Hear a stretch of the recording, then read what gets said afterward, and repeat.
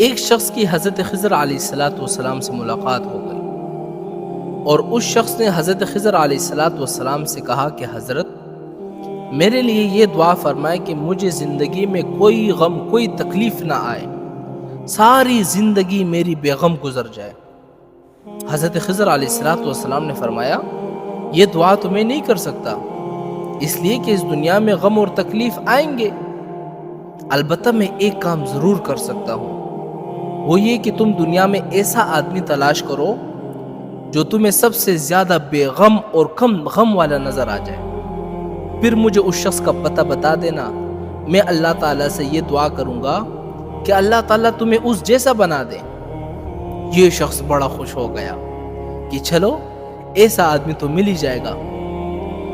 جو بہت زیادہ آرام میں ہوگا، دولت مند ہوگا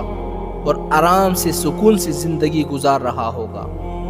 اور میں اس جیسا بننے کی دعا کرا دوں گا۔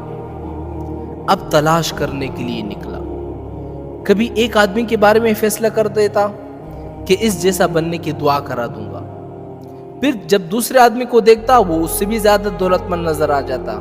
پھر یہ فیصلہ تبدیل کر دیتا کہ نہیں اس جیسا بننے کی دعا کراؤں گا۔ کافی عرصہ تلاش کرنے کے بعد اس کو ایک زرگر نظر آیا جو سونا چاندی جواہرات اور قیمتی پتھر کی تجارت کرتا تھا، اور اس کی دکان بہت بڑی تھی اور اس کا محل بڑا عالیشان تھا، اور اس کے بیٹے بڑے خوبصورت جوان تھے۔ ظاہری حالات دیکھ کر اس نے اندازہ لگایا کہ یہ شخص بڑے عیش و آرام میں ہے،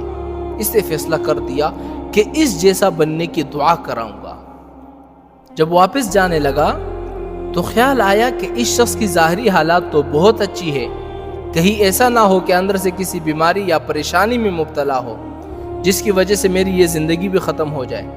اس لیے اس زرگر سے جا کر میں پوچھ لیتا ہوں کہ وہ کس حالات میں ہے۔ یہ شخص اس زرگر کے پاس گیا اور اس سے جا کر کہا کہ تم بڑے عیش و آرام میں زندگی گزار رہے ہو، دولت تمہارے پاس ہے، نوکر چاکر لگے ہوئے ہیں، تو میں تم جیسا بننا چاہتا ہوں، کہیں ایسا تو نہیں ہے کہ تمہاری اندرونی طور پر تمہیں کوئی پریشانی لاحق ہو یا تم کسی بیماری میں مبتلا ہو، کوئی مصیبت کے اندر مبتلا ہو، کوئی ایسا کام تو تمہارے اندر نہیں ہے۔ وہ زرگر اس شخص کو پکڑ کر تنہائی میں لے گیا اور اس سے کہا کہ تمہارا خیال یہ ہے کہ میں بڑے عیش و آرام میں ہوں، بڑا دولت مند ہوں، بڑے نوکر چاکر میرے خدمت میں لگے ہوئے ہیں، لیکن اس دنیا میں مجھ سے زیادہ غم والا اور تکلیف والا کوئی دوسرا شخص نہیں ہوگا۔ پھر اس نے اپنی بیوی کی اخلاقی حالات کا بڑا عبرتناک قصہ سنایا کہ جتنے میرے نوجوان بیٹے تمہیں نظر آ رہے ہیں نا، یہ حقیقت میں میرے بیٹے نہیں ہیں، یہ تو میرے نوکر چاکر زنا کر کے ان کو پیدا کیا ہے، جس کی وجہ سے میرا کوئی لمحہ اذیت اور پریشانی سے خالی نہیں گزرتا، اندر سے میرا دل بے غم ہے، تم اس سے واقف نہیں ہو، اس لیے میرا جیسا بننے کی ہرگز دعا مت کرنا۔ اب اس شخص کو پتہ چلا کہ جتنے لوگ مال دولت والے ہیں، عیش و آرام میں نظر آ رہے ہیں، وہ کسی نہ کسی مصیبت اور پریشانی کے اندر گرفتار ہیں۔ جب دوبارہ حضرت خضر علیہ السلام کی اس شخص سے ملاقات ہو گئی تو خضر علیہ السلام نے ان سے پوچھا کہ ہاں بتاؤ تم کس جیسا بننا چاہتے ہو؟ اس شخص نے جواب دیا کہ مجھے کوئی بھی شخص غم اور پریشانی سے خالی نظر نہیں آیا۔ حضرت خضر علیہ السلام نے فرمایا کہ میں نے تمہیں پہلے ہی کہہ دیا تھا کہ اس دنیا میں کوئی بھی شخص تمہیں بے غم نظر نہیں آئے گا،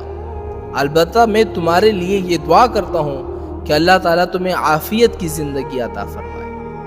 تو میرے بھائیو یہ مت سوچنا کہ ہمیں کوئی وظیفہ بتا دو، ہمیں کوئی طریقہ بتا دو کہ ہماری زندگی بے غم گزر جائے۔ لوگ انتظار کرتے ہیں چلو شادیاں ہو جائے گی، بے غم زندگی گزاریں گے، یہ فلاں کام جب میرا ہو جائے گا تو میری زندگی بے غم گزر جائے گی۔ ہو میرے بھائیو کہاں گم رہے ہو، کہاں سوچ رہے ہو، کس چیز کا انتظار کر رہے ہو؟ اس دنیا میں کوئی ایسا شخص نہیں ہے جو تکلیف سے خالی ہو، غم سے خالی ہو۔ کسی کو کم تکلیف ہے، کسی کو زیادہ تکلیف ہے، کسی کو کوئی تکلیف ہے، کسی کو کسی اور قسم کی تکلیف ہے۔ اللہ تعالیٰ نے اس کائنات کا نظام ہی ایسا بنا دیا ہے کہ کسی کو دولت دے دی ہے، اور کسی سے دولت لے لی ہے، کسی کو صحت دے دی ہے لیکن دولت نہیں دیا، لیکن کسی کو دولت دے دی ہے لیکن صحت نہیں دیا۔ اربوں کربوں لاکھوں کے مالک ہوں گے لیکن صحت کا علاج ان کا نہیں ہو سکتا۔ ان ساری باتوں کا خلاصہ یہ ہے کہ اس دنیا میں ہر شخص کسی نہ کسی تکلیف میں، کسی نہ کسی پریشانی کے اندر مبتلا ہے۔